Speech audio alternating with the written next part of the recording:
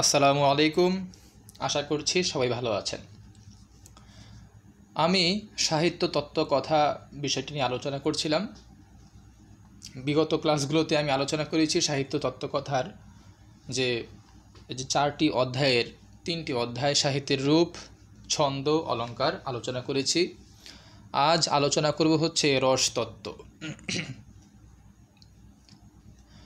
রসতত্ত্ব আলোচনার মাধ্যমে আমরা এই সাহিত্য তত্ত্ব কথা বিষয়টি আমরা শেষ করব। তো আমি আলোচনায় চলে যাচ্ছি। সাহিত্য তত্ত্ব কথা ক্লাস নং 6, বিষয় রসতত্ত্ব। রসের প্রকারভেদ নিয়ে আমি আলোচনা করব, ভাব নিয়ে আলোচনা করব, রসের উপাদান নিয়ে আলোচনা করব এবং বিভিন্ন প্রকার ভাব নিয়ে আলোচনা করব। তো প্রথমেই আমি চলে যাচ্ছি রসতত্ত্বে। রস কি? স্ক্রিনে আপনারা দেখতে পাচ্ছেন যে সংক্ষিপ্তভাবে রসকে বোঝানোর চেষ্টা করা হয়েছে। রস কথাটির সাধারণ অর্থ হচ্ছে স্বাদ, অর্থাৎ যে স্বাদ আমরা আস্বাদন করি তাই রস। যে স্বাদ আমরা আস্বাদন করি তাই রস। এক কথায় বলতে গেলে আস্বাদনই হচ্ছে রস। এই আস্বাদন করা অর্থাৎ টু টেস্ট হতে অনুভব করা, টু ফিল এবং পরে ভালোবাসা, টু লাভ অর্থে রস ধাতুর বহুল প্রয়োগ দেখা যায়। সাহিত্যের রস আস্বাদন করতে হয় অন্তর আর অন্তরের অনুভূতি দিয়ে। সংস্কৃত আলঙ্কারিকগণ সাহিত্যের রস সম্পর্কে বলেছেন, সহৃদয় হৃদয় সংবাদী। এই রস কাব্য বা সাহিত্যের একটি প্রধান উপাদান। অর্থাৎ যদি সাহিত্যে যে কয়টি উপাদান রয়েছে তার মধ্যে একটি প্রধান উপাদান হচ্ছে রস, অর্থাৎ প্রত্যেকটি সাহিত্যের মধ্যেই রস রয়েছে। কেমন? চতুর্দশ শতকের সংস্কৃত পণ্ডিত আচার্য বিশ্বনাথ কবিরাজ রস সম্পর্কে বলেছেন, বাক্যং রসাত্মং কাব্যং, অর্থাৎ কাব্য হচ্ছে সেই বাক্য, রস যার আত্মা। সুতরাং বলা যেতে পারে মনের রসনায় আস্বাদিত হয়ে যা হৃদয়কে দ্রবীভূত করে, আনন্দময় মানসিক অবস্থার সৃষ্টি করে, তাকে রস বলে। রসতত্ত্বের উৎপত্তি স্বরূপ ও মনীষীগণের মতামতের মধ্যে আমরা পাই যে ভারতবর্ষে খ্রিস্টপূর্ব যুগে নাট্যতত্ত্ব, অলঙ্কার ইত্যাদির সাথে রসতত্ত্বের পত্তন হয়। প্রাচীন পণ্ডিত ও মনীষী আচার্য ভরতমুনি খ্রিস্টপূর্ব 2য় শতাব্দীতে তার নাট্যশাস্ত্র গ্রন্থে আমরা যাকে রস বলছি সেই রস বলতে তিনি নাট্যরসকেই বুঝিয়েছেন। ওই নাট্যরসকেই পরবর্তী আচার্যগণ কাব্যরস স্বরূপে গ্রহণ করেছেন। আবার লেখক ভামহ, আচার্য দণ্ডী, বামনাচার্য প্রমুখ কাব্যে এই রসকে অলঙ্কার বলে গণ্য করতেন। বামনাচার্য রসকে কাব্যের অলঙ্কার নয়, একটি প্রধান গুণ বলে বর্ণনা করেছেন। যাই হোক, এ হচ্ছে গিয়ে রসের বিভিন্ন উৎপত্তি বিষয়ক মন্তব্য। তো আমরা এখন চলে যাব হচ্ছে, আমরা রস জানলাম রস কি, হ্যাঁ, আমরা এখন চলে যাব হচ্ছে রসের প্রকারভেদে। অর্থাৎ রসের প্রকারভেদে আমরা গিয়ে বুঝবো যে রস কত প্রকার রয়েছে এবং প্রত্যেকটি সাহিত্যের মধ্যে যে রস রয়েছে কোন প্রকার রস রয়েছে। তো সেটা জানার আগে আমাদের আরেকটি বিষয় জানতে হবে, সেটা হচ্ছে ভাব। ভাব কি? এই যে স্ক্রিনে যে একটা ছবি দেওয়া হয়েছে, সংক্ষিপ্তভাবে এখানে বলে দেওয়া হয়েছে যে ভাব হচ্ছে রসের উৎস। ভাব কি? ভাবকে সংক্ষিপ্তভাবে অর্থাৎ এক কথায় বলতে গেলে ভাব হচ্ছে রসের উৎস। রবীন্দ্রনাথ ঠাকুর সাহিত্যের সামগ্রী, সাহিত্যের তাৎপর্য প্রভৃতি বিষয়ে আলোকপাত করতে গিয়ে বলেছেন, সাহিত্যের প্রধান অবলম্বন জ্ঞানের বিষয় নয়, ভাবের বিষয়।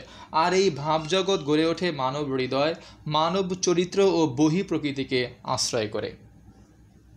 অপরদিকে ভাব ও রূপের অনিবার্য মিলনে যে আনন্দময় উপভোগের অনুভূতি সৃষ্টি হয়, সে থেকে রসের উৎপত্তি। তার মানে আমরা বুঝতে পারছি যে রস ভাব ছাড়া উৎপত্তি হতে পারবে না। হ্যাঁ, এজন্যই আমাদের রস জানার আগে ভাবটা জানতে হবে যে কোন প্রকার ভাব থেকে কোন রসের উৎপত্তি হয় সেটা আমাদেরকে জানতে হবে, কেমন?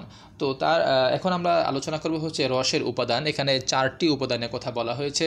স্থায়ী ভাব একটি উপাদান, এর মধ্যে আরও 9টি উপাদানের কথা বলা হয়েছে। রতি ভাব, উৎসাহ ভাব, শোক ভাব, বিস্ময় ভাব, হাস ভাব, জুগুপ্সা বা ঘৃণ্য ভাব, ভয় ভাব, ক্রোধ ভাব, সমভাব। তো স্থায়ী ভাবের মধ্যে এই 9টি ভাব রয়েছে। এরপর আমরা দেখতে পাচ্ছি বিভাব, অনুভাব, সঞ্চারী ভাব বা ব্যভিচারী ভাব। আমাদের আলোচ্য বিষয় হচ্ছে স্থায়ী ভাবের যে 9টি প্রকার, 9টি ভাব, এই 9টি ভাবের সাথে আমাদের সাহিত্যে যে রসগুলো রয়েছে এই রসগুলো জড়িত, অর্থাৎ এই প্রতিটি ভাব থেকেই এক একটি রস উৎপন্ন হয়। তার আগে আমরা স্থায়ী ভাব কাকে বলে সেটা জেনে নেব। লৌকিক জগতের নানা বাহ্যিক কারণে মানুষের মনে নানা ভাব জন্ম নেয়। মনোযোগ দিয়ে শুনবেন, আবারও বলছি, লৌকিক জগতের নানা বাহ্যিক কারণে মানুষের মনে নানা ভাব জন্ম নেয়। এর কোনোটি মনে জেগে ওঠে, আবার বিলীন হয়ে যায়, আবার কোনোটি দৃঢ় হয়ে একেবারে স্থায়িত্ব লাভ করে। এরকম স্থায়িত্ব প্রাপ্ত ভাবকেই বলা হয় স্থায়ী ভাব। তো আলংকারিকদের মতে স্থায়ী ভাব হচ্ছে 9টি। আমি যে 9টি এখানে লিখে দিয়েছি সেই 9টি। এখন আমরা স্থায়ী ভাব, কোন স্থায়ী ভাব থেকে কোন রসের সৃষ্টি সেটা আমরা দেখে নেব। এই যে একটি স্ক্রিনে একটি ছবি দেওয়া হয়েছে, এটি আপনাদেরকে মুখস্থ রাখতে হবে যে এই 9 প্রকার স্থায়ী ভাব থেকে 9 প্রকার রস। আমরা মূলত রসকে 9টি প্রকারভাবেই আমরা জানি যে রস মূলত 9 প্রকার। আরও কয়েকটি ছোটোখাটো প্রকার রয়েছে, সেগুলো হচ্ছে প্রধানত রস হচ্ছে 9 প্রকার। কেমন? একটি হচ্ছে আদিরস, বীররস, করুণ রস, অদ্ভুত রস, হাস্যরস, বিভৎস রস। এগুলো নিয়ে আমরা আলোচনা করব। তার আগে আমাদেরকে জানতে হবে যে স্থায়ী ভাবের যে 9টি ভাব, এই 9টি ভাব থেকে কোন রসের সৃষ্টি হয়। আমরা দেখতে পাচ্ছি রতি ভাব থেকে আদি বা শৃঙ্গার বা মধুর রস সৃষ্টি হয়। রতি ভাব কি সেটা আমরা পরবর্তীতে জানব। উৎসাহ ভাব থেকে বীর রসের সৃষ্টি হয়। শোক ভাব থেকে করুণ রসের সৃষ্টি হয়। বিস্ময় ভাব থেকে অদ্ভুত রসের সৃষ্টি হয়। হাস ভাব থেকে হাস্য রসের সৃষ্টি হয়। জুগুপ্সা ভাব থেকে বিভৎস রসের সৃষ্টি হয়। ভয় ভাব থেকে ভয়ানক রসের সৃষ্টি হয়। ক্রোধ ভাব থেকে রৌদ্র রসের সৃষ্টি হয়। সমভাব থেকে শান্ত রসের সৃষ্টি হয়। আরেকটি রস হচ্ছে বাৎসল্য রস। এই বাৎসল্য রসও সমভাব থেকে সৃষ্টি হয়। এখন আমরা বিভাব সম্পর্কে জেনে নিব যে বিভাব কি। তো স্থায়ী ভাবগুলো আশা করি আপনারা বুঝতে পেরেছেন। যেমন এখানে ভয় ভাব দেওয়া আছে, ভয় ভাব থেকে ভয়ানক রসের সৃষ্টি হয়। রস হচ্ছে আস্বাদন। ভয় ভাব হচ্ছে একটি সাহিত্যের মধ্যে ভয়ঙ্কর কিছু উল্লেখ করা হয়েছে। এই যে ভয়ঙ্কর কিছু সাহিত্যের মধ্যে উল্লেখ করা হলো, আপনি যখন ভয়ঙ্কর কিছু পড়বেন তখন আপনার মধ্যে যে একটা পরিবর্তন হবে, এই পরিবর্তনটাই হচ্ছে রস। কেমন? আবার এখানে দেওয়া আছে দেখেন আরেকটা শোক ভাব। শোক ভাব দেওয়া আছে। শোক ভাব কি? সাহিত্যের মধ্যে শোকমূলক বা শোককে পুঁজি করে বা শোক বিষয়ক যে সাহিত্য রচনাগুলো আমরা পড়ার পর আমাদের মধ্যে যে একটা রসের সৃষ্টি হয়, অর্থাৎ এই গল্পটি শোকের বা এই কবিতাটি শোকের, এটি পড়ার পর আমাদের চোখ দিয়ে পানি পড়ে, আমরা অত্যন্ত মন খারাপ করে বসে থাকি। এই যে আমাদের মধ্যে পরিবর্তনটা, এই পরিবর্তনটাই হচ্ছে রস। কোনো উপন্যাস পড়লে আমাদের, যেমন বিদ্রোহী কবিতা, এই বিদ্রোহী কবিতা পড়লে আমাদের শরীরে একটা উত্তেজনা চলে আসে, মনে হয় কি সব ভেঙে চুরে ফেলি। কেমন? আবার রবীন্দ্রনাথের কোনো একটা প্রেমের কবিতা পড়লে মনে হয় যে আমি তাকে মন প্রাণ দিয়ে তাকে ভালোবাসি। আবার জীবনানন্দ দাশের কোনো একটা কবিতা পড়লে আমাদের মধ্যে একটা একাকিত্ব কাজ করে। এরকম এই যে এক একটা কবিতা পড়ে, এক একটা গল্প উপন্যাস পড়ে আমরা এক এক রকম অনুভব করি। এই অনুভবটাই হচ্ছে রস। তো আমরা এখন এই রসের যে উপাদান স্থায়ী ভাব সম্পর্কে আমরা জানলাম। আমরা এখন জানবো হচ্ছে বিভাব সম্পর্কে। বিভাব হচ্ছে যার সাহায্যে পাঠক বা সামাজিক চিত্তে লৌকিক জগতের রতি প্রভৃতি ভাবকে বিভাবিত করে রসে পরিণত করা যায়, তাকে বিভাব বলে। যেমন শোক দুঃখে ব্যথিত, উৎপীড়ন বা অন্যায় আচরণে ক্ষুব্ধ, ভয়ঙ্কর কিছুতে ভীত, প্রেম বা উৎসাহে প্রীত বা উদ্বেলিত ইত্যাদি নানান কারণ আমাদের হৃদয়ের রাজ্যকে জাগিয়ে তোলার নামই হচ্ছে তোলার নামই শাস্ত্রের পরিভাষায় বলা হয় বিভাব। এই বিভাব আবার দুই প্রকার বলা হয়েছে, আলম্বন বিভাব এবং উদ্দীপন বিভাব। এগুলো আমাদের পাঠ্য না। যাই হোক, আমরা চলে যাব পরবর্তী বা আরেকটি উপাদান, সেটি হচ্ছে গিয়ে অনুভাবে। অনুভাব আরেকটি গুরুত্বপূর্ণ একটি বিষয়। অনুভাব কি? ভাবের প্রকাশরূপে হচ্ছে অনুভাব, অথবা যা দ্বারা সুখ দুঃখের অবস্থা অনুমিত হয় তাই হচ্ছে অনুভাব। হ্যাঁ, বিভাব সমূহের অন্তর্গত ভাবকে অনুভব করায় যারা, তারাই হচ্ছে অনুভাব। যেমন কান্না, অশ্রুপাত, মাটিতে পড়ে যাওয়া, বুকে আঘাত, জ্ঞান হারিয়ে ফেলা প্রভৃতি। যেমন আমি এই স্ক্রিনে আরেকটি ছবি দিয়ে দিচ্ছি, এখানে দেখুন বিভিন্ন প্রকার রসের সাথে অনুভাব জড়িত। যেমন মধুর রস। মধুর রস হচ্ছে রোমান্টিক একটা রস। হ্যাঁ, আমরা এই নিয়ে বিস্তারিত আলোচনা করব পরবর্তীতে। আপাতত আমরা এই অনুভাব সম্পর্কে আলোচনা করছি। অনুভাবের ইংলিশে আমরা যদি বলি, ইংরেজিতে ইমোশন, হ্যাঁ, বা এক্সপ্রেশন, তাই কেমন। তো মধুর রস বা রোমান্টিকভাবে আমরা কি করি? আমরা গ্রীবাটা বাঁকা করি, আলাপ বিলাপ করি, চুল এলাই ইত্যাদি। আবার হাস্য রসে আমরা হাসি, বুকের পাঁজর চেপে ধরি, চোখ কোচকাই, ঠোঁট নাক স্পন্দিত হই। আবার করুণ রসে আমরা দেখতে পাচ্ছি কান্না, স্মৃতিলোভ, বিবর্ণতা। বীর রসের সাথে উৎসাহ জড়িত, বীর্য, গর্ব, পরাক্রম ইত্যাদি। হ্যাঁ, কোন রসের সাথে কোন অনুভবগুলা জড়িত এখানে তাই দেখানো হয়েছে। এবার আমরা চলে যাব হচ্ছে সঞ্চারী ভাব বা ব্যভিচারী ভাব। এই ভাবের কোনো স্বতন্ত্র অস্তিত্ব নেই, স্থায়ী ভাবের সম্পর্কেই এদের যাতায়াত এবং এই উপায়ে মনকে স্থায়ী ভাবের অভিমুখে চালিত করে, এজন্যই এরা সঞ্চারী ভাব। তো সঞ্চারী ভাব হচ্ছে 33 প্রকারের, এগুলো আমাদের প্রয়োজন নেই, আমরা বই দেখে এগুলা জেনে নিব। হ্যাঁ, এগুলো আমাদের কাজে লাগবে, তবে সিলেবাসে আমাদের এই 33টি প্রকার নেই। এই হচ্ছে ভাব। তাহলে আমরা কি বুঝলাম? আমরা বুঝলাম যে ভাবের সাথে রস জড়িত। রস জানার আগে আমাদেরকে ভাব জানতে হবে। তো আমরা জানলাম যে মোট 9 প্রকারের ভাব থেকে 9টি রস উৎপন্ন হয়। এখন আমরা জানব যে রস কত প্রকার, কি কি, এবং কোন রসের প্রকৃতি কেমন। তো আমি আগে বলেছি যে রস মূলত 9 প্রকার। রস হচ্ছে মূলত 9 প্রকার, এর পরেও বিভিন্ন প্রকার রস রয়েছে যেগুলি আমরা আলোচনা করব। তবে রস মূলত 9 প্রকার, আমরা এই 9 প্রকার রসের দিকেই বেশি আলোচনা করব। তো এই যে স্ক্রিনে দেখুন মোট 9টি রসের সংজ্ঞা দেওয়া হয়েছে। তো প্রথম রস হচ্ছে আদি বা শৃঙ্গার বা মধুর রস। এই রসটি কি? রতি স্থায়ী ভাব থেকে, আমরা আগে পড়েছি যে 9টি স্থায়ী ভাব থেকে 9 প্রকার রস উৎপন্ন হয়। তো তার প্রথমটি হচ্ছে রতি স্থায়ী ভাব। এই রতি স্থায়ী ভাব থেকেই শৃঙ্গার বা আদি অথবা মধুর রসের উৎপত্তি হয়। নারী পুরুষের পরস্পর অনুরাগ বা আকর্ষণমূলক ভাবকে অবলম্বন করে যে রসের উৎপত্তি হয় তাকে আদি বা শৃঙ্গার বা মধুর রস বলে। সাহিত্য দর্পণকার বিশ্বনাথ কবিরাজের মতে প্রিয় বস্তুর প্রতি মানব মনের সহজ অনুরাগী হচ্ছে রতি। এই রতি এই মধুর রসের পরিণতি হচ্ছে রতি। রতি হচ্ছে মিলন বলতে যেটা বোঝায়, বাংলা ভাষা একদম সহজ ভাষা যা বোঝায় তা হচ্ছে মিলনের জন্য আগ্রহ, মিলন বা বিরহ। কেমন? মিলন বা বিরহ। আমরা তো মিলন বুঝি, আমরা বিরহ বুঝি।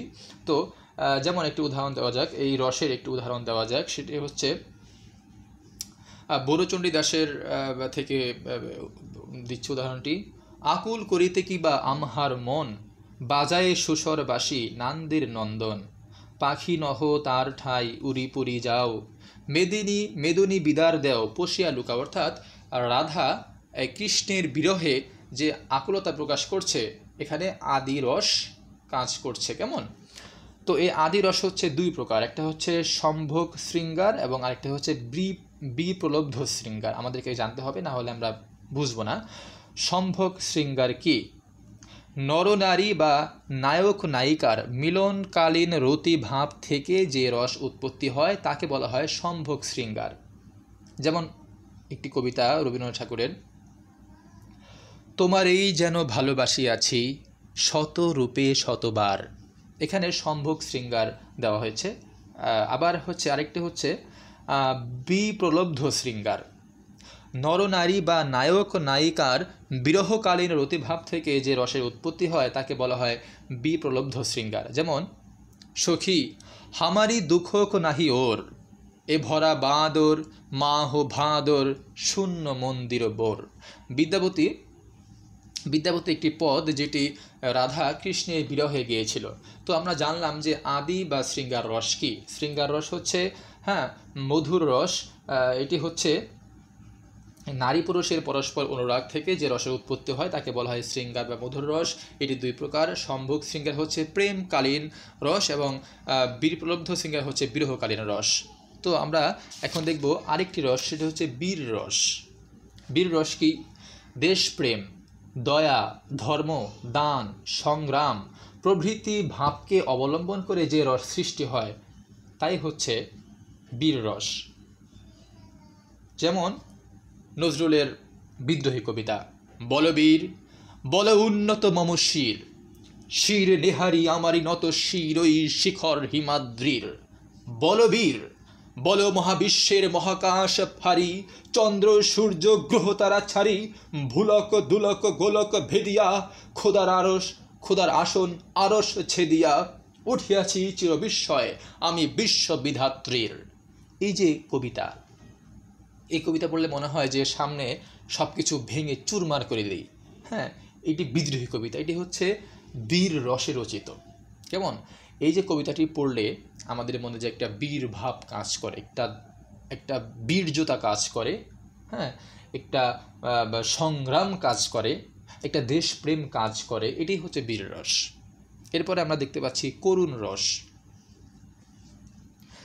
বিনাশ বা বিয়োগজনিত কারণে শোক নামে যে স্থায়ী ভাবের সৃষ্টি হয় সেই স্থায়ী ভাব থেকে যে রসের উৎপত্তি তাকে বলা হয় করুণ রস।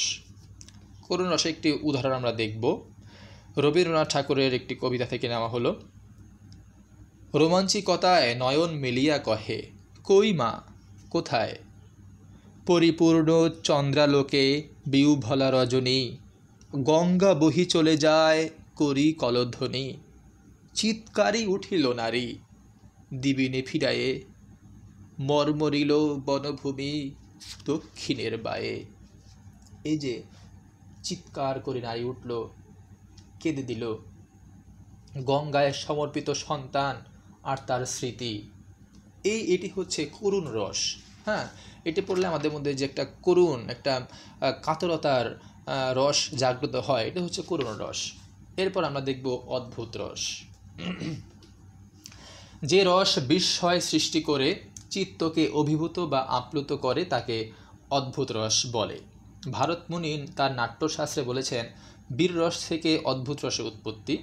যাই হোক, আমরা অদ্ভুত রসের একটি উদাহরণ দেখি। জীবনানন্দ দাশের একটি কবিতা আমরা পড়ব।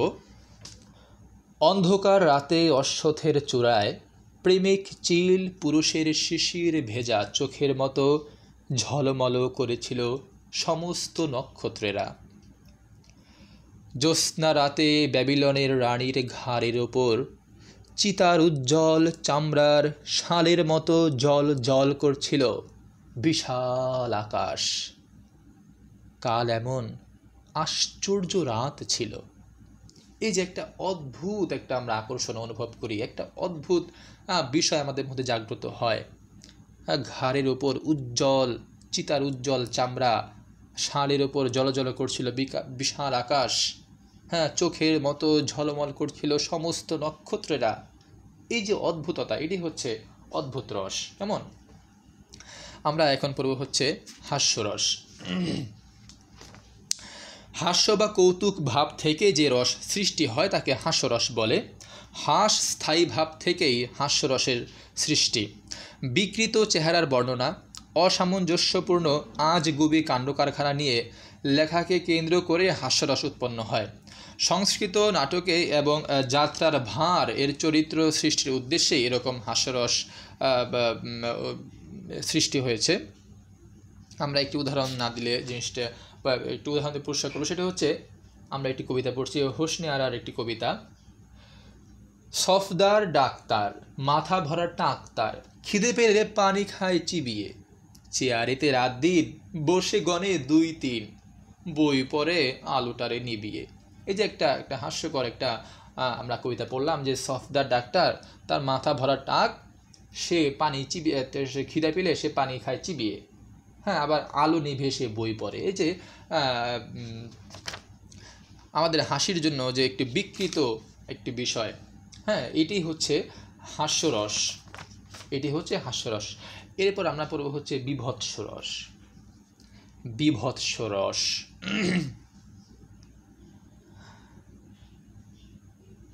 জুগুপ্সা স্থায়ী ভাব থেকে বিভৎস রসের সৃষ্টি। কোনো কুৎসিত বিষয়ের প্রতি জুগুপ্সা বা ঘৃণ্যজনিত ভাবকে অবলম্বন করে যে রসের উদয় হয় তাকে বিভৎস রস বলে। যেমন আমি একটু আবৃত্তি করছি কবিতা, ভারতচন্দ্রের একটি কবিতা। পাতিল প্রেতের হাট পিশাচ পশারি, নর মাংস রুধিরে পশরা সারি সারি, মনোরম মানুষের মাথার লয়ে ঘি, যাচিয়া যোগায় যত যোগিনীর ঝি, কাঁচা মাংস খায় কেহ ভাজা ঝোলে ঝালে, মানুষের গোটা মাথা কেহ ভরে গালে, দশনে চিবায় কেহ কুঞ্জরের সুর, মোয়া বলে মুখে ভরে মানুষের মোর। উফ, কি বিভৎস একটি দৃশ্য এই কবিতাটি আবৃত্তি করার সময় আমার চোখের সামনে ভেসে উঠছিল। এই যে বিভৎস একটি দৃশ্য আমি অনুভব করলাম, মনের মধ্যে একটি ঘৃণ্য ভাবের উদয় হলো, এটাই হচ্ছে বিভৎস রস। আমরা এখন পড়ব হচ্ছে ভয়ানক রস। ভয়ানক রস, ভয় স্থায়ী ভাব থেকে ভয়ানক রসের সৃষ্টি। ভয় থেকে সৃষ্ট আমাদের চিত্তগত ভীতি ভাবটি যখন কাব্যে আস্বাদ্যমান হয়ে ওঠে তখন তাকে ভয়ানক রস বলে। যেমন মধুসূদনের একটি কবিতা আমরা পড়ছি। কেমনে বর্ণিব বীর বাহুর বারতা, মদকল করি যথা পশে নল বনে, পশিলা বীরকুঞ্জর অবিদল মাঝে, ধনুর্ধর এখনো কাঁপে হিয়া মম, থরথরি সরিলে সে ভৈরব হুঙ্কারে। অর্থাৎ এই যে একটা ভয়ঙ্কর দৃশ্য, আমি ভয় পাওয়ার একটি দৃশ্য আমার মনে জাগ্রত হলো, এটি হচ্ছে ভয়ানক রস। আরেকটি রস আমরা পড়ব রৌদ্র রস। ক্রোধের ভাবকে অবলম্বন করে যে রস গড়ে ওঠে তাকে রৌদ্র রস বলে। ক্রোধ স্থায়ী ভাব থেকে রৌদ্র রসের সৃষ্টি।